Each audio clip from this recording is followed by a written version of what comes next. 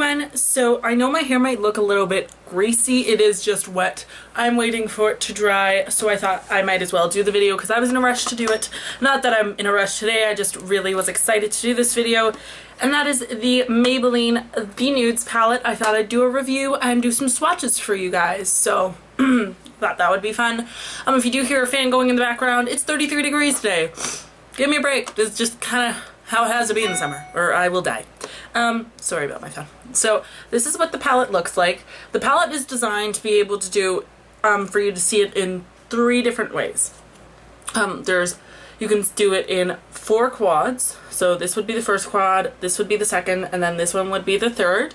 I actually used the first quad on my eye makeup today just to do kind of a light, more naturally look, I guess. And then you can also see it in duos, which would be 2, 2, and 2, 2, 2, 2, or you could see it in trios. So it would be these 3, 3, 3, and 3. So I think it's a good way that they did that. Like just a nice idea to kind of split up and to show people that there's different ways to wear things. For blending and pigmentation, I'm not really the biggest fan. The matte ones are horrendous to blend out. It took so long. The pigmentation, a lot of the colors, like I used a primer and a base for this shadow look because I've already used them a few times. And it still had to take about 3 tries just to get a decent lid color from this, so I don't feel like the pigmentation's all there. But this palette has been the rage, so I thought I would just give you guys some swatches and give you my honest opinion about the palette. So let's do the first color. They don't really have names for these, so yeah, I'm just going to swatch. So the first light color here. Does anyone see anything there? It's just that little bit of iridescent shimmer on the bottom of my hand. As it is a light white next to that. Well, I'm actually going to do like up, down, if you guys don't mind. Swatching, swatching, swatching. Like nothing at all. Okay, after a big old rub in there, I got a little bit of color. If you guys can see that. So that's kind of like a, supposed to be like a muted taupe, like a light taupe color. Then like a light golden taupe actually. Now this up here is supposed to be a slight satin taupe. This is just horrendous. Like, did anyone see anything there? Anything at all? Like, I'm actually like digging my finger into this color now. Like, okay, now you can see a little tiny bit. So it's that color there.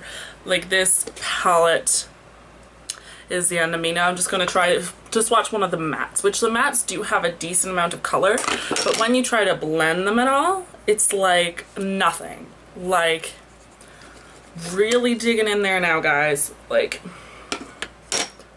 okay. So that's the chocolate brown at the first quad. So now I've done the first quad. For the second quad, it's supposed to be more of gold tones. So the first is like a matte nude beige. Just that right there, you can't really see it. Then there's a goldeny bronze right here. Just do that below that. So that does have a decent amount of pigmentation. It's just that one right there. It's a dark smoky bronze.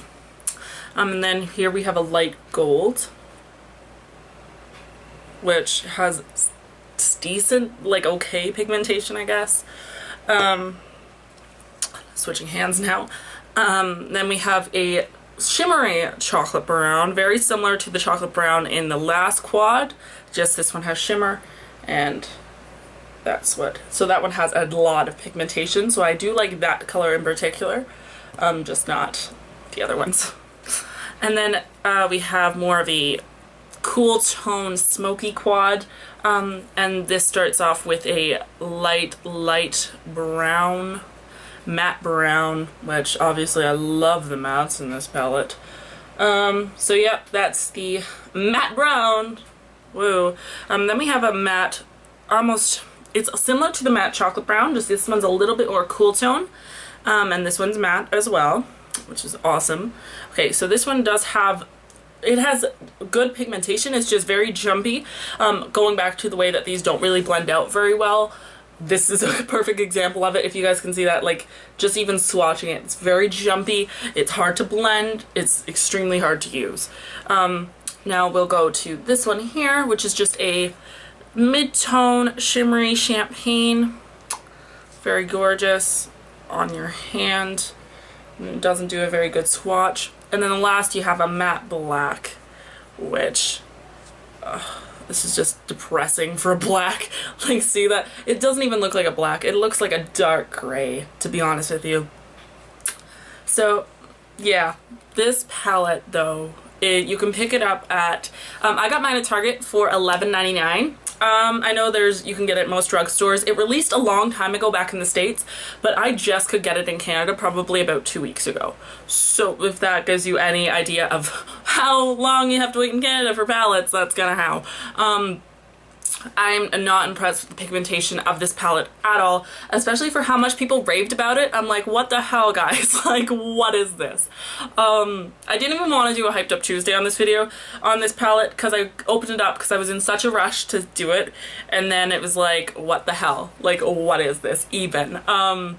So it does have a few pigmented shades. The matte shades are crap, to be honest with you. To be perfectly honest, the matte shades are crap. Like, does someone want to tell me that that's a pigmented matte black?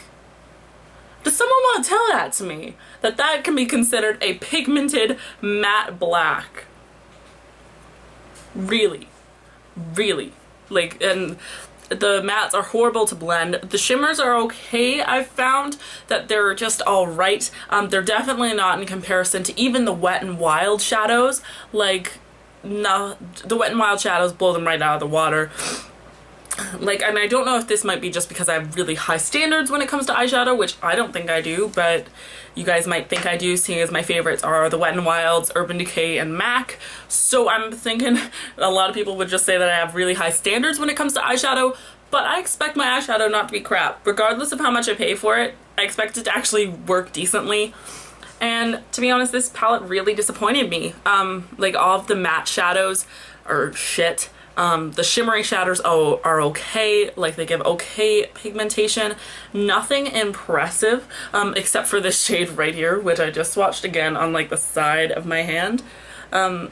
If you can see that, yeah, there you go. That one's really nice, but to spend $11.99 for a single eyeshadow in a huge ass palette makes absolutely no sense to me, especially since the rest of them are just simply okay.